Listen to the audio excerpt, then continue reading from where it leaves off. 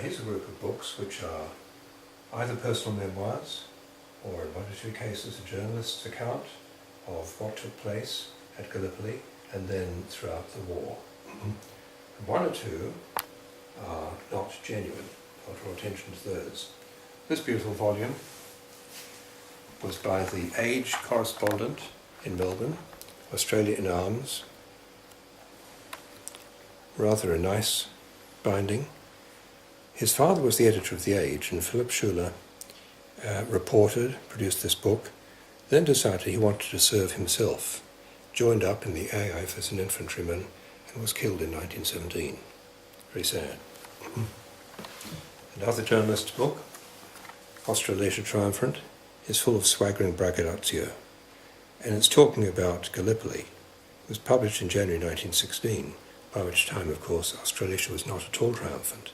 The triumph, as he points out, was the triumph of the spirit, which refused to accept defeat in very hard conditions. This is a light horseman. They started by defending the River Nile, or Egypt anyway.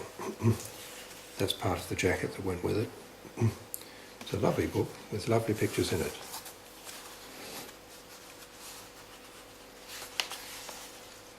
Trying to find one. Here it is. The Silk Bazaar, Damascus. The Doings of the Light Horse.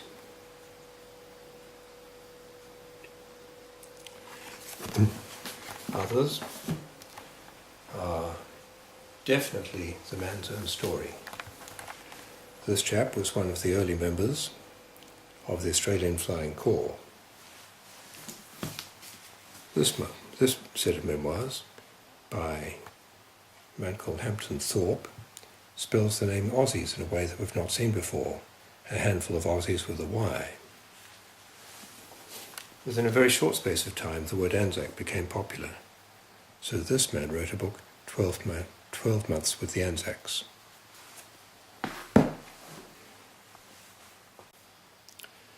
There was, of course, an enemy at Gallipoli.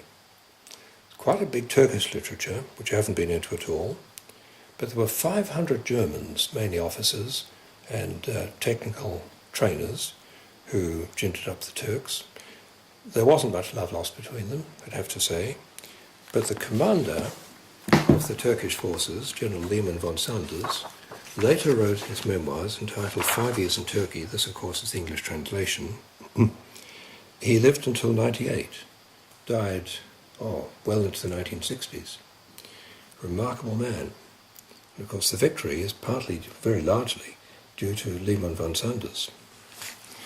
Another excellent book, published by a German, is this one, Campaign in Gallipoli,